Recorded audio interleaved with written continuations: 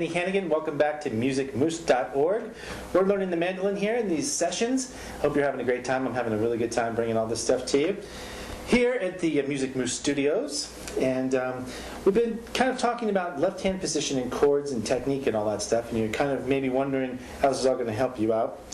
I can promise you that it's definitely going to help you out when you start looking at chords and how they're broken down and how you can take off on some improv or even basic note structure or even scale progressions off of these chords. Where we last let off was the full chord of the G. Using all four fingers, we got into some exercises too, stretching out the pinky, and you could do that too. After giving it some thought here, you could even do that when you're just sitting around the house. Just sit there and grab the instrument and kind of just stretch the fingers out, like anybody else. Football players do it by stretching out their legs and arms before they practice. It's a good idea just to get into some, shake your hands a little bit, both hands, get all the little sparkles and the spiders out of the hands and start moving them around.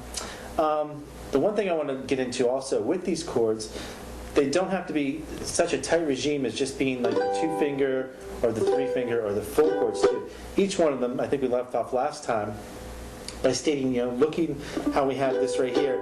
There's your G chord, there's your G chord, and there's your big G chord. And if you lift this up, you still have a G chord, and you jump back down to here. It's just a different position, actually the same position, but just using different fingers.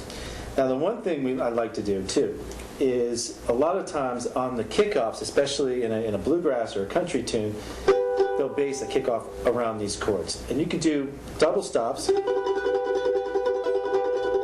your G double stop or your C. And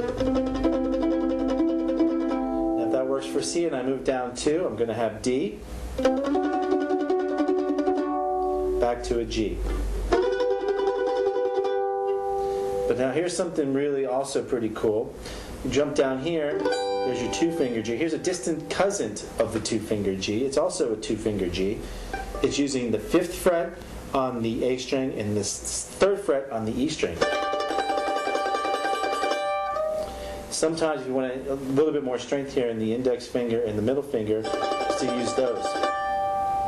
Right above it, we know lives Mr. C. And right above that lives Mr. F. These are kind of hard to chop over. You could. It gives a real percussive kind of sound. I don't do it that often. Sometimes if I'm playing a song and I'm chopping, I'll just lay down into that for a little bit of effect. But definitely for picking any kind of lead or any kind of kickoff. And a good little rehearsal to get into that would be doing a tremolo. We're going to get into tremolo too in the next lessons and some more right hand techniques. But basically all I'm doing is walking down from my double stop G, and that's just on the 2nd fret A string and the 5th fret D string, which is also a G. And if you notice, this also, like its cousins, is going to repeat all the way up the neck. G, G sharp, A, to a B flat, to a B, to a C, and so forth. And we can do the same thing up here with the C. Walk it down and go down to a D. So if you look right above the D, what is the 4 of that chord? It's going to be a G. It's always, always the rule. It never repeats itself any other way. Unless you're cross-tuning the instrument, of course, and you're going to have some other kind of bizarre chords in there, but we're not even going to get into that right now. So let's use that as an example how we can come back and land from 2 fingers to 2 fingers. We'll take the G up to a C, up to a lower N G, to a D, back to the G,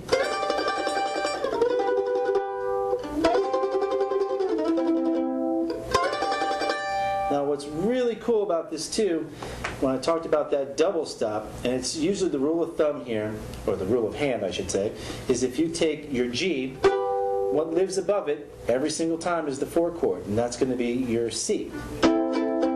What lives below it, and if the mandolin had another string down here, you would see if I did a little G down here, it would be a D chord. But taking this right here is a D right here. And if I slide that up, and I know the alphabet, there's an E. Same with your G going down to an A, C to a D. So let's look at this D chord right here. We want to know what is the 5 of the D. So you think about it, and you think about it, and you know, well, it's an A. So there's my A. And what's right below the A? The 5 of that is going to be the E. And if we had more strings down here, it would be a B, of course. But we don't, so we're kind of slave to what we have right here. But you can run that progression and those chords right up the neck all the time. So at any given time, wherever your hands align on the fretboard, you should be able to kind of envision where the next chord is going to be or what you can do as far as chords. So let's just run through that real quick. Little G, a little bit bigger of a G, full G, into a G double stop, to a C, slide it down, to a G. That's your lesson today on more chords here at musicmoose.org. As always, we're open to any suggestions or any kind of remarks that you may have. Please tune in again for many more episodes, and while you're at it, check out the great exciting stuff we have to offer on the banjo and guitar as well.